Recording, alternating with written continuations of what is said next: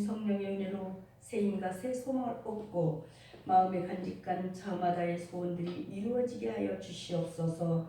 저희 속사람이 날마다 새롭게 경신되어서 죽음을 이기시고 부활하신 예수 그리스도를 전하는 복음 전도자로 살게 만들어 주시옵소서. 우리 주 예수 그리스도를 받들어 감사하며 기도하옵나이다. 아멘. 네, 목소리 안 나와요. 억지로 하는 거예요. 또 이해하시고 또 찬양도 크게 하시고 같이 이렇게 공감해 주셨으면 감사하겠습니다. 오늘 전도하는 생활에는 기도는 자신의, 그러니까 나의 연약함을 인정하는 사람만이 할 수 있는 행동이지만 하나님은 바로 그 연약함의 자리, 그러니까 실패의 자리에서 일하시기를 기뻐하십니다.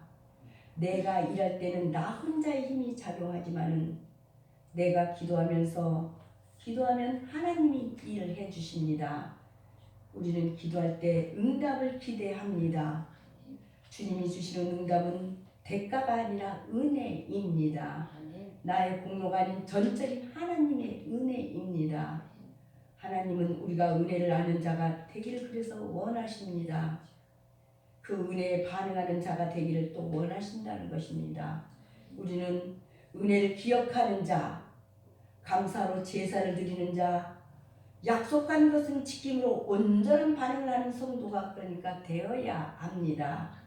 하나님은 예수님의 제자들이 전도하는 과정에 신비한 방법으로 도우셨습니다.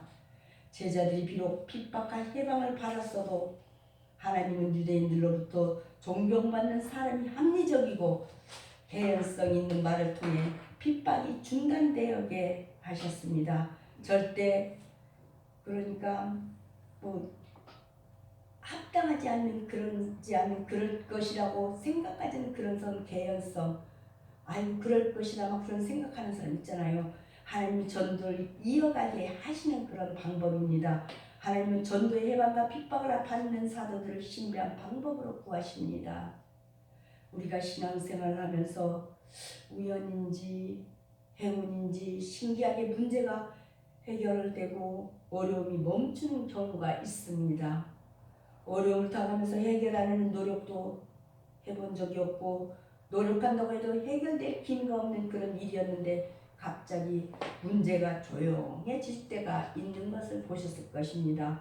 심지어는 어려움 중에 힘들다고 하나님께 도와달라고 기도한 적도 없는데 그런 일이 다 진행될 때가 있습니다. 사실 우리가 아무 일도 안 한다고 해도 하나님은 아무 일 안 하시는 것이 절대로 아니라는 것입니다. 우리가 어려움을 당할 때 하나님은 우리의 생활을 보고 계십니다. 사도들이 핍박을 받았습니다.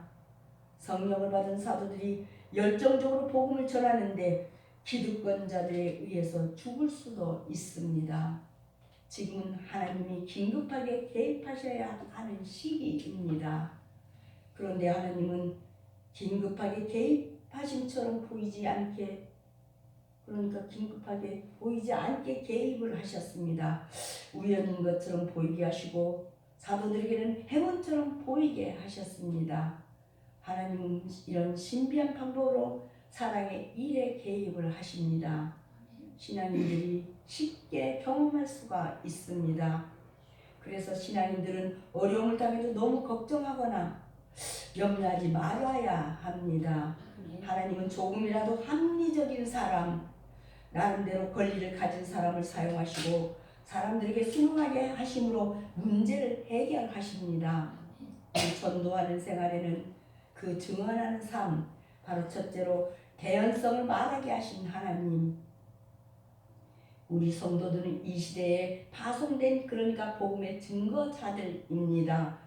주님은 우리들이 거친 사막과도 같이 이렇게 메마르고 무기력한 이 세대로 나아가서 생명의 말씀을 다 증거하기를 원하십니다. 참된 복음의 증거자들이 다 되기를 진정 원하신다는 것입니다. 어떻게 해야 할까요? 초대교회 사도들의 본을 받아야 합니다. 어떻게 해서 그들을 주님께 인정받는 참된 복음 증거자가 될 수 있었는지를 늘 살펴보아야 합니다. 살펴본 대로 사도들은 핍박 앞에서도 굴하지 아니하고 사람보다 하나님께 순종하는 자세로 오직 복음만을 순수하게 증거했다는 것을 알아야 합니다. 바로 이런 모습이야말로 참된 복음 증거자의 모습이라 할 것입니다. 이 시간 이 시대의 복음 증거자가 된 우리 성도들도 이 같은 그러니까 사도들의 모습을 쫓아 복음 증거자로서의 삶을 살아가십시다. 마태복음 28장 20절에는 내가 너희에게 분부한 모든 것을 가르쳐 지키게 하라. 볼지어다 내가 세상 끝날까지 너희와 함께 항상 함께 있으리라 하시니라고 말씀이 기록되어 있습니다. 우리를 일꾼으로 부르신 분이 누구인가를 바로 알고 그 본분을 다하도록 우리는 그러니까 힘써야 합니다. 공회의 부은 분위기로 인해 이렇게 사도는 큰 위기에 처하게 되었습니다. 이때 가말리엘의 도움으로 위기에서 벗어났다는 것입니다. 그는 바리새인이었습니다. 바리새라는 그런 말은 그러니까 문자적으로 구별된 자들이라는 뜻입니다. 사두개인에 비해서 그러니까 재물에 대한 욕심이 없었고 정치적 야망도 갖지 않았습니다. 엄격한 경건 생활로 인해서 백성들에게 존경을 받았습니다. 사도 바울도 그의 문화에서 학문을 배웠다고 했습니다. 그러나 예수께서는 바리새인들의 형식에 치중한 의식을 비난하셨습니다. 사도들이 복음을 전하다가 권력자들에 의해 감옥에 갇혔습니다. 그런데 주님의 사자가 사도들을 구하셨습니다. 하나님이 사도들을 구하는 일이 신비한 방법으로 직접 개입을 하셨습니다.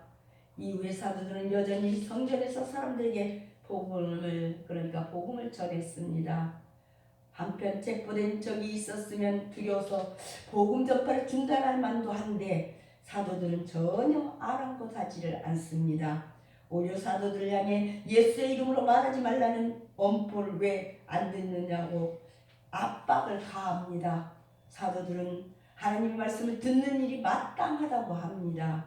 하나님의 뜻을 생각한다면 상황이 어려워도 극복하려는 의지를 이렇게 갖습니다. 사도들의 말을 들은 대제사장이 분노하여서 사도들을 죽이려고 합니다. 이때 바리새인이고 율법 교사인 가말리엘이 나서서 말을 합니다. 사도들 공회에서 잠시 내보낸 뒤에 어떤 행동을 하더라도 조심하라고 말을 합니다. 만약 예수의 제자들이 잘못하는 것이라면 스스로 소멸하리라 생각하기 때문입니다.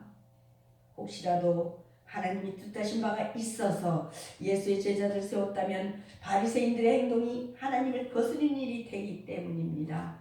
하나님의 뜻을 정확하게 확인도 하지 않는 채 감정과 욕망 때문에 성급하게 결정하는 일은 잘못된 개연성을 이렇게 갖고 있습니다. 하나님은 신중하게 생각하는 사람들을 사용하여서 감정과 욕망에 의한 결정을 막으십니다. 두 번째로 사례를 기억하게 하시는 하나님. 사도들에 대한 사도들의 개파 그 공회원들의 분노가 극도에 이 머리끝까지 극도에 닫혔을 때 그리고 전체 분위기가 사도들에 대한 사형 집행 쪽으로 흘러가고 있을 때 바리새파의 지도자여 당대 최고의 율법학자인 가말리엘이 공회 중에 일어나 매우 간대하고도 이치에 맞는 말로서 그 논리를 폈습니다. 역사적인 신뢰까지 들면서 그러니까 조리있게 논리를 편 그 가말리엘의 번호 내용의 변론은 모든 사상가 소행이 사람에게서 났으면 스스로 무너질 터이요 정녕 하나님께서 났으면 아무도 무너뜨리지 못할 뿐만 아니라 오히려 하나님은 대적하는 자가 될 뿐이라는 내용이 38절 39절에 말씀하고 있습니다. 고난은 주께 충성을 나타낼 수 있는 기회가 됨을 알게 됩니다. 고난의 십자가를 지고 가는 사람은 영광의 면류관을 받을 자들입니다. 이와 같이 조리있고 설득력 있는 이 가말리엘의 논증 앞에 반론이 있을 수가 없었고 그 덕망과 악시가 인품 아내 앞에 반박할 사람이 없었던 거로 공회는 가말리엘의 말을 쫓아서 사도를 일단 석방하기로 결정하였습니다. 그렇다면 여기서 우리는 가말리엘의 논증에 근거해서 사람에게서 난 사상과 하나님께서 난 사상은 살펴서 알아볼 필요가 있습니다. 가말리엘은 공에서 역사적인 사건 두 가지를 이야기하고 있습니다. 드다의 사건과 갈릴리 유다의 사건입니다. 드다는 스스로 메시아라고 자칭하며 백성들 선동하였으나 죽고 나서 그를 따르는 자가 다 흩어졌다고 했습니다. 유다는 호적할 때 하나님 말고 다른 자에게 세금을 바치는 것은 신성 모독이라 하며 혹동을 일으켰으니 실패하였다고 했습니다. 율법교사 가말리엘은 대제사장들에게 과거의 사례 하나를 이렇게 상기시킵니다. 과거에 드다라는 사람이 나타나 자기를 선전하고 다녔는데 약 400명 정도가 따라다녔다. 드다가 죽었을 때 따르던 모든 사람이 흩어졌다. 드다만 그랬던 것은 아니다. 유다라는 사람도 있었다. 유대인들 모두에게 호적을 시행할 때 유다라는 사람이 백성들을 깨워서 자기를 따르게 했습니다. 그런데 유다가 망하고 유다를 따르던 모든 사람이 흩어졌습니다. 이런 사례를 보아 과거에도 그러니까 사람들을 미혹하는 이단자들이나 자기를 높이고 사람을 유혹하는 경우가 있었던 것 같습니다. 지금도 자기 욕망을 채우려고 자기를 앞세우고 이상한 논리를 만들어서 혹세무민하는 경우가 참 많습니다. 혹세무민을 막을 수는 없지만 넘어가지 않도록 경계할 수는 있습니다. 혹세무민이 뭐예요? 세상을 어지럽히고 백성을 그러니까 속인다는 뜻입니다. 그릇된 이론이 그러니까 이론이나 믿음을 그러니까 믿음을 이용해서 사람들을 속이고 그들을 이용해 자신이 이익을 추구하는 그런 모습을 가리킵니다. 바른 신앙을 가진 교회들이 경각심을 가져야 할 일이 아니겠습니까? 교회들이 바른 신앙을 지키지 못하면 이렇게 이단자들의 미혹이 심해진다는 것입니다. 그런데도 여전히 이단자들이 많아지고 미혹하는 방법도 교묘해집니다. 이단자들이 사회를 혼란스럽게 하고 사람을 피폐하게 했던 이 사례를 이야기해도 듣지 않은 사람들이 있습니다. 그런데 이런 사례가 핍박을 받는 사도들을 구하는데 사용되었더니 아이러니합니다. 하나님은 이런 것까지라도 사용해서 사도들을 구하고 있다는 것입니다. 하나님은 사람들에게 과거의 사례를 기억시키시고 바르게 적용하는 지혜를 주기도 이렇게 하십니다. 드다와 유다의 사상은 사람으로서 난 사야 사상이었습니다. 드다는 스스로 메시아라고 자칭하며 백성들을 선동하였으나 죽고 나서 그를 따르는 자가 다 흩어졌다고 했습니다. 유다는 오죽할 때 하나님 말고 그러니까 하나님 말고 다른 자에게 세금을 바치는 것은 신성모독이라 하며 폭동을 일으켰으나 실패하였다고 했습니다. 이렇게 가멜리엘은 사람으로서 난 사상의 대표적인 예로 두 가지의 경우를 들었습니다. 드다의 경우를 오늘 36절 들었고 드다는 에롯 대왕이 죽었던 BC 4년경에 반란을 일으킨 주모자로 자신을 스스로 메시아로 크게 선전하면서 자신을 너무 크게 선전하면서 백성들을 미혹하고 추종자들을 부합하다가 죽음을 당한 인물입니다. 물론 드다의 죽음 이후 그의 추종자들은 뿔뿔이 흩어졌고 따라서 그 사상은 졸지에 무너지고 말았습니다. 또한 갈릴리 유다의 경우를 들었다고 했습니다. 유다는 골란 지방의 가말라 출신으로 AD 6년경 유다가 로마의 한 지방 수리아의 자치 지역으로 그러니까 그 구역으로 전락하고 또한 로마 제국의 국고에 상납할 세금을 매기기 위해서 수리아의 통로교 호적갈 그러니까 호적 등록을 실시하자 이에 반란하여서 반발을 하여 추종자들을 구협해서 민족주의적인 그런 반란을 주도한 인물입니다. 지금도 우리나라도 그런 사람들이 있죠. 유다의 이러한 반로마 행정은 그러니까 그런 행정은 오래가지 못하여서 로마군에 의해서 진압되었고 주동자 유다는 처형이 되었다고 했습니다. 비록 가멜리엘 당시 일개 열심당 속에 그 영향력이 어느 정도 남긴 하였어도 결국 유다의 사상도 무너지고 만 셈입니다. 세 번째로 급한 상황을 무의미한 하나님인 예수의 사상은 하나님께로 난 사상이라고 38절 39절 말씀을 하십니다. 가말리엘이 역사적 예를 든 바대로 사람에게서 난 사상과 소행은 잠시 잠깐 반짝이고 사람들을 유혹할 뿐 결코 오래가지 못하는 방법입니다. 이런 맥락에서 가말리엘은 사도들에 의해 활발히 전개되고, 그러니까 이렇게 활발히 전개되고 있는 예수 운동도 한번 두고 살펴보자고 한 것입니다.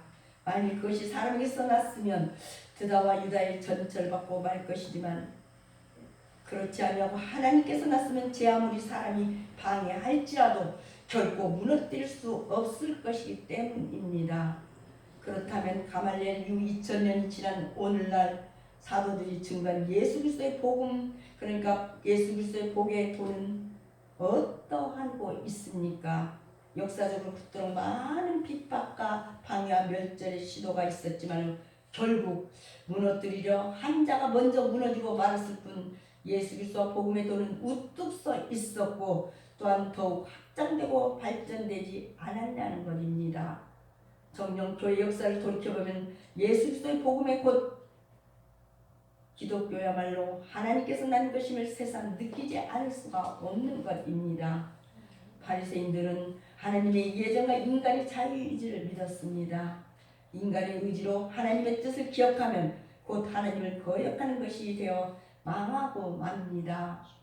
가말리엘은 이 사람들을 상관 말고 버려 두자고 이야기함으로써 사도들이 죽을 위험을 넘기게 되었습니다. 극한 상황일지라도, 그러니까 어려운 상황에서라도 주의 뜻을 부인하지 않는 법을 배워야 합니다. 공예는 사도들을 채찍으로 때리고 예수님의 이름으로 전하지 말라고 감금하고 언금 석방을 시켰습니다. 율법께서 가말리엘이 드다와 유다의 이런 사례를 이야기하므로 사도들 내버려 두자고 제안도 합니다. 만약 사도들이 하는 일이 사람들로부터 나왔으면 결국 무너질 것이라고 말입니다. 언제 무너지느냐가 관건일 뿐 반드시 무너집니다. 율법께서 가말리엘은 결국은 무너질 사람이 이래 괜히 나서서 깨끗한 손을 더럽히지 말자는 그런 의도로 말을 합니다. 하지만 하나님이 뜻하신 바가 있어서 사도들이 말하는 것이라면 사람이 입 압박을, 그러니까 사람의 압박을 가한다고 해서 멈춰지지 않을 것입니다. 가말리엘은 혹시 하나님이 하신 일에 대해서 대제사장이 끼어들면 그 자체가 하나님을 대적하는 일이 됩니다. 가말리엘이 하나님의 뜻을 깊이 생각한 것 같지는 않습니다. 가말리엘은 대제사장들에게 귀찮게 손을 더럽히지 말고 자연스럽게 해결될 일에 피곤하게 끼어들지 말자는 의도로 말합니다. 그 위급한 상황에서 해결하고자 가말리엘을 사용하십니다. 이렇게 어떤 일을 사용하시자 하나님은 어떤 일을 그런 걸 다 사용을 하십니다. 하나님은 사람의 욕망과 방관을 이용하심으로 사람들을 보호하십니다. 대제사장들은 가말리엘이 말이 합당하다고 생각하여 사도들에게 채찍질을 한 후 예수님 이름으로 말하지 말라는 원포를 놓고 그대로 풀어줍니다. 사도들의 죽음에 이 길을 이렇게 넘겼습니다. 하나님은 사람이 생각할 수 없는 신비한 방법으로 사람을 보호하십니다. 공중 앞에서 채찍에 맞으면서도 사도들은 기뻐하고 공의 앞을 떠나갔습니다. 예전에 제자들은 전국에서 누가 크냐 하는 이 명예욕에 사로잡혀 있었습니다. 그러나 이제는 그 이름을 위하여 고난조차도 기쁘게 다녔습니다. 우리 그리스도인들에게는 모든 이름 위에 뛰어난 한 이름이 있습니다. 바로 예수님의 이름입니다. 그 이름은 절대적 용법으로 사용된 것으로서 성도들의 모든 신앙 고백에서 그래서 공통적으로 사용됩니다. 마지막으로 전도를 이어가게 하신 하나님, 사람들에게는 고난의 의미가 새로워졌습니다. 그들은 한때 주께서 받으실 고난을 만류하였고 주를 부인하며 버리고 도망하였던 자들이었습니다. 그러나 이제 그들은 고난을 기쁨으로 감내했습니다. 고난은 주께 충성을 나타낼 수 있는 기회가 됨을 알게 되었다는 것입니다. 고난의 십자가를 지고 가는 사람은 영광의 면류관을 받을 자들입니다. 사도들이 채찍질을 당했습니다. 말이 채찍질이지 당하는 사람은 매우 고통스러울 것입니다. 그런데 당하는 사람들의 생각은 고통을 당연하다고 여깁니다. 세상의 고통을 당연하게 여기는 사람이 있다니 참으로 신비한 일이 아닙니까? 예수님의 은혜를 받고 이렇게 성령 능력을 경험하면 보통 사람들이 생각하는 것과는 전혀 다르게 생각합니다. 사도들은 채찍질을 이렇게 당할 뿐 아니라 능욕까지 받았습니다. 능욕에는 조롱과 모욕이 동반됩니다. 사도들은 능욕을 받는 일을 당연하게 여겼습니다. 성령이 사도들의 생각과 신념을 바꾸어 놓으셨습니다. 예수님을 믿으면 이렇게 특별한 사람이 됩니다. 특별한 사람으로 사는 가정에, 그러는데 이렇게 특별한 사람으로 사는 가정에 어려운 일도 당연합니다. 그러나 세상에서 소위 말해 성공했다는 사람 중에 고통을 겪지 않는 사람이 없습니다. 고통을 어떻게 대하고 얼마나 잘 감내하느냐에 따라 성공의 정도가 좌우됩니다. 사도들은 능욕을 당해도 기쁩니다. 그들 안에 예수님이 계시기 때문입니다. 사도들이 공회를 떠나는 날마다 성전에 있든지 집에 있든지 예수님을 그리스도라고 이렇게 가르치고 전도하는 일을 계속하게 됩니다. 예수님이 이렇게 사도들에게 어려운 상황이 됐지 않은 방법을 바꾸게 하심으로 복음의 일을 계속하십니다. 예수님은 사람의 일반적인 욕망과 의견을 역이용하시거나 상상할 수 없는 그렇게 상상할 수도 없는 생각하게 하심으로 우리 전도 생활을 이끄신다는 것입니다. 날마다의 삶을 통해 그 신앙을 고백하고 가르치고 전도하였습니다. 오늘 4절에도 또한 성전에 있든지 집에 있든지 어디에서나 동일한 신앙으로 새롭게 되었다고 합니다. 교회에서도 그리스도인이며 집에서도 그리스도인이고 직장과 사회에서도 그리스도인임을 고백하고 언제 어디서나 동일한 삶을 사는 자가 그러니까 되어야 합니다. 사도들이 그리스도의 이름으로 능욕받는 것을 오히려 기뻐한 것처럼 우리도 주를 위해 살아야 하겠습니다. 우리 사랑하는 목자교회 가족 여러분, 살다 보면 사람에게서 난 사상은 드다와 그러니까 드다나 유다의 경우처럼 주동 인물이 죽으면 무너지고 흩어지고 많은 방법입니다. 그런 법이라는 것이죠. 그러나 특이하게도 예수 그리스도에 관한 경우는 십자가 죽음 이후에 더욱 활발해지고 부흥되었으며 성장이 되었습니다. 예수님께서 십자가에서 못 박혔을 때 뿔뿔이다라는 제자들이 과연 무엇으로 인해 이렇게 지금은 그토록 담대한 복음의 증인이 되었을까요? 이 모든 것은 결국 예수 그리스도의 복음의 토, 그러니까 복음의 토야말로 예수 그리스도의 복음, 이 토야말로 하나님께서 난 구원과 생명의 도임을 생생하게 보여주는 외적인 증거들이라 할 수가 있겠습니다. 오늘날까지도 살아 역사하는 복음의 능력이 또한 그 증거가 아니겠습니까? 정녕 사람에게서 난 모든 사상은 언젠가는 스스로 무너지고 말 것이지만 오직 하나님께로서 그러니까 하나님 위에서부터 난 이 기독교의 복음은 세상 끝날까지 생명력 있게 살아 역사할 것이라고 베드로전서 1장 24절 25절은 말씀을 하십니다. 그러므로 모든 육체는 풀과 같고 그 모든 영감은 풀과 그러니까 풀의 꽃과 같으니 풀은 마르고 꽃은 떨어지되 오직 주의 말씀은 세세토록 있도다 하였으니 너에게 전한 복음이 곧 이 말씀이니라고 말씀하고 있습니다. 고린도전서 1장 18절은 십자가의 도가 멸망하는 자들에게는 미련한 것이요 구원을 받는 우리에게는 하나님의 능력이라고 기록되어 있습니다. 십자가와 그리스도의 그 자체가 하나님의 사랑의 규현입니다. 이것을 알고 믿고 구원을 받는 일은 그러니까 하나님의 능력으로만 되는 것입니다. 고린도서 15장 58절에도 그러므로 내 사랑하는 형제들아 견실하여 흔들리지 말고 항상 주의 일에 더욱 힘쓰는 자들이 되라. 이는 너희 수고가 주 안에서 헛되지 않는 줄 알미라고 기록되어 있습니다. 주 안에서 수고는 헛될 수가 없습니다. 그리스도인들은 보이는 것에 그러니까 좌우되지 말고 보이지 않는 영원한 유업을 바라보면서 이번 한 주간도 나아가야 하겠습니다. 기도하겠습니다. 하나님 감사합니다. 언제 어디서나 항상 껴서 역사하시는 우리 아버지 하나님, 하나님은 우주 만물을 창조하시고 지금도 이렇게 살아계셔서 인간의 생사하복을 주관하심을 감사를 드립니다.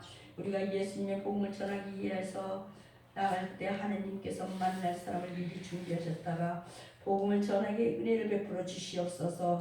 말주변이 좋지 않아서 능숙하게 전도하지 못해도 하나님께서 성령으로 역사하여 만나는 사람이 예수님을 믿도록 인도하여 주시옵소서. 아멘. 고난 중에도 승리에 대한 믿음으로 실천하게 하시는 우리 아버지 하나님, 고통 속에 있더라도 말씀 안에서 기도 안에서 우리가 찬양 안에서 넉넉히 이김을 정말 많이 넉넉히 이길 수 있는 힘을 얻게 하여 주옵소서. 아멘. 교회에 속한 이 우리 모든 지체들이 오직 복음만을 위해서 땀을 흘리게 하여 주옵소서. 오직 교회를 위해서 애쓰게 하시고 오직 기도를 앞세워가게 하옵소서. 먼저 하나님의 거룩한 뜻이 무엇인지를 아는 믿음을 주시기를 원하면서 예수님의 이름으로 기도하옵나이다. 아멘.